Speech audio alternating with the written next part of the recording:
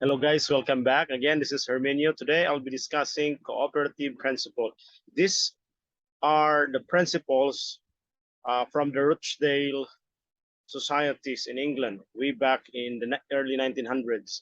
And this is also the 7 principles of cooperative principles that you can find from the Cooperative Code of the Philippines of 2008, RA or Republic Act 9520. Again, this is Herminio. If you like this channel and if you want to follow us and have more videos to come, I'd like to invite you to subscribe, click the notification bell, choose all for you to get notified on our next videos. So this is the second of the series of lectures under the studies of cooperative. So let's go. So the first principle is voluntary and open membership. What does it mean? That cooperatives are voluntary organizations open to all persons able to use their services and willing to accept responsibilities of membership without gender, social, racial, cultural, political, or religious discrimination. So by this is what it means by being voluntary and of open membership. So it must be that an individual who wants to join a cooperative is willing to join, and it is his free will, an exercise of his will to join the cooperative, and willing, remember the word willing, he must be willing to accept the responsibilities of membership, and without prejudice, without discrimination on the criteria, so whether what gender he has, what social affiliation he has, or racial or cultural, political, or religious. There is no such discrimination in those areas. So number one, again, voluntary and open membership. Next, democratic member control. What does it mean? That cooperatives are democratic organization. What does it mean by democratic organization? It is controlled by the members. It is controlled by the majority, and it is done by voting.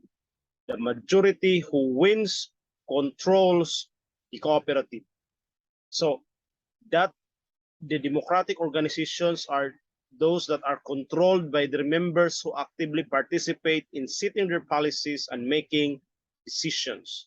In a case of a cooperative, the biggest governing body is the General Assembly. When all members gathered together, each one of them cast each one vote and change and modify and govern their cooperatives. Men and women serving as selected representatives, directors, or officers are accountable to the membership. Even the CEO of the cooperative, even the top level management are accountable for the entire membership. In primary cooperative, members have equal voting rights of one member, one vote. Even if you have 1 million shares and there's an individual who is only having 1,000 shares, then each of them has equal voting rights. If that both of them have good standing in the cooperative in terms of membership, then each, even the other one has 1 million shares worth of shares and the other one has only 1,000 worth of shares, yet each one received one vote. The cooperatives at other levels are organized in the same democratic manner. So understand that the control of the cooperative resides in its membership, not just one member, but all those members who are outstanding and really doing their part and responsibilities being a member of the cooperative. So it is the exercise of the democratic rights of each members by casting their votes, one vote for one member. As long as you are qualified to vote, then there's no such thing as discrimination for a member to be able to vote and be accounted for. Next, number 3. So again, number 2 is democratic member control. Number 3, Member economic participation.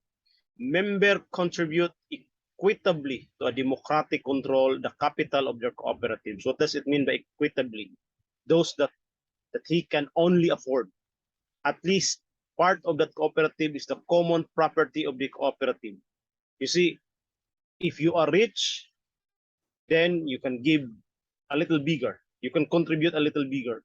Or it depends upon your conviction. How much you want really to contribute to a cooperative. That is what it means by being equitable when it comes to contributions. If you cannot afford to give 1,000,000 or few hundred thousands, then you can just give a few hundreds as your contributions, and that has the same footing. It has the same view it is viewed equally in the sight of membership in the cooperative. At least part of that capital is the common property of the cooperative. They shall receive limited compensation or limited interest, if any, on capital subscribed and paid as condition of membership. Members allocate surpluses for any or all of the following purposes: developing the cooperative by setting up reserves, part of which should at least be indivisible, benefiting members in the proportion to their patronage of the cooperative's business, and of supporting other activities approved by the membership. So again, member economic participation. What you can afford and what you can and how much you can give will be accounted for. And if you can give little, if you can give big, that is all equal in when it comes to the rights of membership in the cooperative. As long as you are responsible and you will perform what a good member is required in the membership of cooperative. Next is autonomy and independence. What does it mean by autonomy? It comes from the Greek word auto and nomos. Auto meaning self and nomos means law. So self-governing. Cooperatives is self-governing. It is self-help organization controlled by their members. They govern within themselves, among themselves, and free from external interventions, external influences. If they enter into agreements with other organizations, including governments, or raise capital from external sources, they shall do so in terms that ensure democratic control of their members and maintain their cooperative autonomy. You have to understand that even they will have to transact things, do agreements, contracts, even with a government agency, but they will have to ensure still that democratic control and autonomy is at a level that it must be well implemented, that it will not be violated. Next is education and training. This is number 5. Education, training, and information. Cooperatives shall provide education and training for their members, elected and appointed representatives, managers, and employees, so that they can contribute effectively and efficiently to the development of their cooperatives. Again, cooperatives must provide, because it is the part of the principles of cooperativism.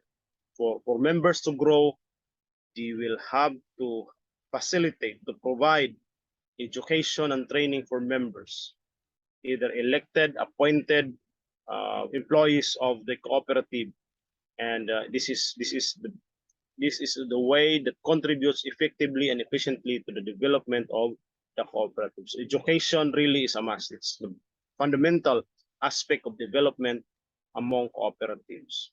Next is number 6, cooperation among cooperatives. Cooperatives serve their members most effectively and strengthen the cooperative member by working together through local, national, regional, and international structure.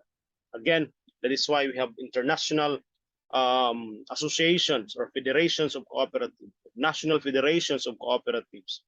I remember that a few years ago, sometimes cooperatives in the Philippines do have different forms of uniforms in their offices, but now I found out that there are uniforms that office uniforms that that they are really uniforms wherever you go in the Philippines. So there is a mark that you can really identify that this is a cooperative organization. So cooperative serves their members most effectively and strengthen the cooperative movement by working together through local, national, regional, and international. That is second to the last principle, cooperation among cooperatives. The seventh is concern for community. Cooperatives work for the sustainable development of the communities through policies approved by their members. So see, cooperatives will work for sustainable development of their communities. Cooperatives must be part of the development of communities. They must be part of contributing things that will make the communities to be developed for the progress of the members of the community, for the success of not just the member of the cooperatives, but also those within or the surrounding communities of a particular cooperative. So guys, this is the last of the seven principles of cooperativism, or the seven cooperative principles.